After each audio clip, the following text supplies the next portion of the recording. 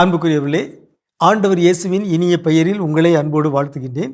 இயேசுவின் ஆளுமை என்னும் தொடரில் இயேசுவின் ஆளுமையின் பல பரிமாணங்களையும் அவரது தலைமை பண்புகளையும் அவரது நல்லியல்புகளையும் தொடர்ந்து பார்த்து கொண்டு வருகிறோம்.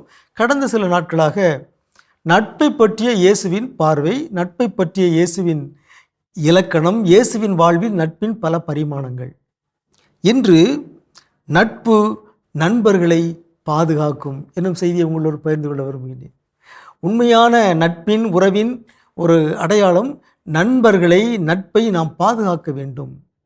உடல் ரீதியாக பாதுகாப்பது, மன ரீதியாக பாதுகாப்பது, அவர்கள் நம்மிடம் தெரிவித்திருக்கிற தகவல்களை நாம் ரகசியமாக கான்ஃபிடென்ஷியலாக வைத்துக்கொள்வது, இவை எல்லாமே பாதுகாப்பு. நட்பில் ஒரு பாதுகாப்பு இருக்க வேண்டும். இயேசுடைய வாழ்வில் ஒரு செய்தியை நாம் பார்க்கின்றோம். யோவான் நற்செய்தி 18ஆம் அதிகாரம் 8, 9 ஆகிய இறைமொழிகள். இயேசு கைது செய்யப்பட இருக்கிறார். கெத்செமனி தோட்டத்தில் வீரர்கள் இயேசுவை நெருக்குகிறார்கள். இயேசு அவர்களிடம் சொல்லுகிறார், நான் தான் என்று உங்களிடம் சொன்னேனே, நீங்கள் என்னை தேடுகிறீர்கள் என்றால் இவர்களை போகவிடுங்கள். எனவே இயேசுவும் இயேசுடைய சீடர்களும் அங்கே இருக்கிறார்கள். இயேசு கைது செய்யப்படவிருக்கிறார். இயேசு தன்னுடைய நண்பர்கள் சீடர்களுக்காக பரிந்து பேசுகிறார். இவர்களை போகவிடுங்கள், என்னை நீங்கள் கைது செய்யுங்கள், இவர்களை போகவிடுங்கள். யோவான் கூடுதலாக ஒரு செய்தியை அங்கே சேர்க்கிறார். நீர் என்னிடம் ஒப்படைத்தவர்களுள் எவரையும் நான் இழந்து விடவில்லை என்று அவரே கூறியிருந்தது இவ்வாறு நிறைவேறியது. எனவே இறைவாக்கு இங்கே நிறைவேறிவிட்டது. நட்பு பாதுகாக்கும், நட்பு யாரையும் இழக்காது என்பது அருமையான ஒரு செய்தி.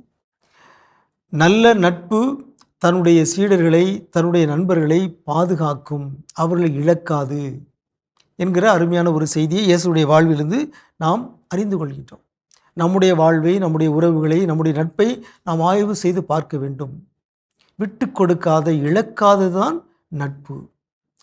விட்டு கொடுப்பது, காட்டி கொடுப்பது என்பது துரோகம் என்று அழைக்கப்படுகிறது. நட்பு துரோகம்.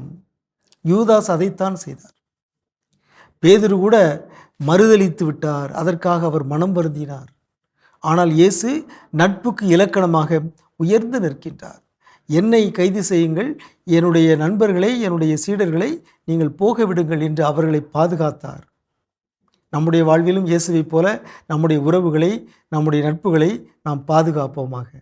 உங்களுக்கு அமைதி உரித்தாகுக.